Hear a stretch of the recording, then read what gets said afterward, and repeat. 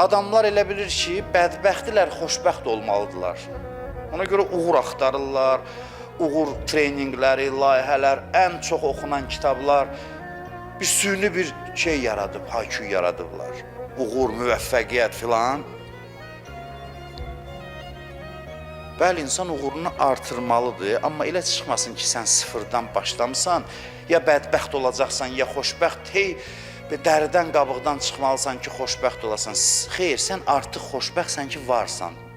Başlanğıc nöqtəsi xoşbəxtlikdir. Sən sıfırla başlamamısan, sən bir bonusla başlamısan artıq. Var olma bonusu ilə. Sən onu nəzərə al. Sən artıq varsan deyə xoşbəxtsən. Sən bu var olma sevinci ilə başlamalısan həyatı. Və uğur da bunun sayəsində mümkün olur. Uğur da bunun nəticəsində mümkün olur. Bu uğur kursları var, peyğəmbərlər də o yolla gedə bilərdi. Peyğəmbər belə başlayardı bəhsi ki, necə ilə işdə uğur qazanaq.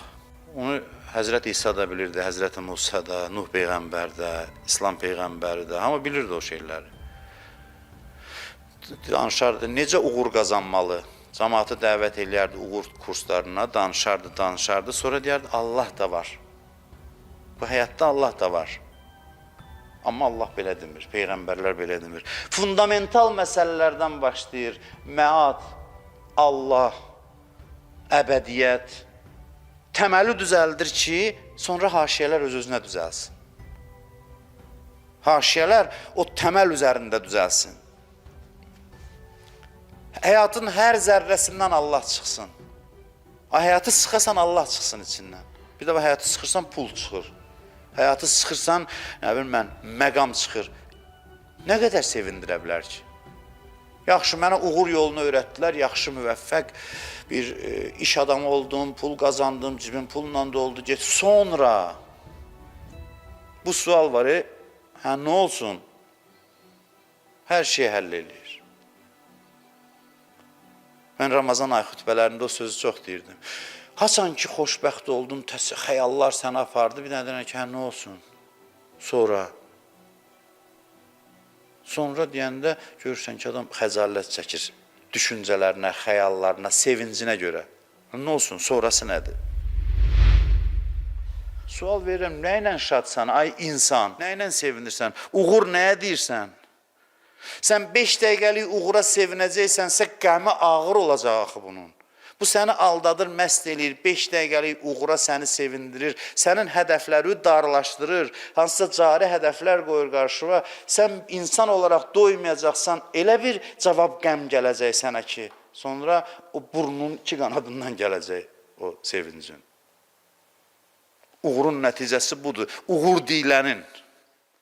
Amma insan var olmağın sevincini yaşayarsa, var olmaq özü insan üçün dəyərlidirsə, insan artıq şad yaşamağa başlayır. Qərblilər bunu imitasiya edir. Fikir verin, həyat dəyəri, həyatın əhəmiyyəti, qərb fəlsəfi məktəblərində bu çoxdur, ona görə orada həyatın qiyməti çoxdur. Mən sübut eləyirəm ki, eləyə bilərəm, oxuyanlar, mütaliə eləyənlər bilir ki, imitasiyadan başqa, əda çıxartmaqdan başqa bir şey deyil. Bu şəkildə insanları cəzb eləyir öz həyat tərzinə. Deyir, orada həyat qiymətlidir, biz müsəlman üçün yox. Əksi olmalıdır. Biz cəzb etməliyik, çünki biz həyatın ləzzətini daha yaxşı anlada bilərik. Həyatın özündən, həqiqətindən, mahiyyətindən ləzzət almayan insan onu yersiz bəzəklərlə kənardan bəzəməyə çalışacaq. Yolkanın oyuncaqlarına bənzəyir bu şam ağacının, yolka deyildi, onu kənardan bəzəmək. İçdən gəlməlidir o xoşbəxtlik. Xoşbəxtlik yarpağın düzərməsidir, kənardan onun üzərinə oyuncaqların yapışdırılması deyil. Ağacın kəmalı budur. Ağac onda xoşbəxtliyi içəridən düzərdir.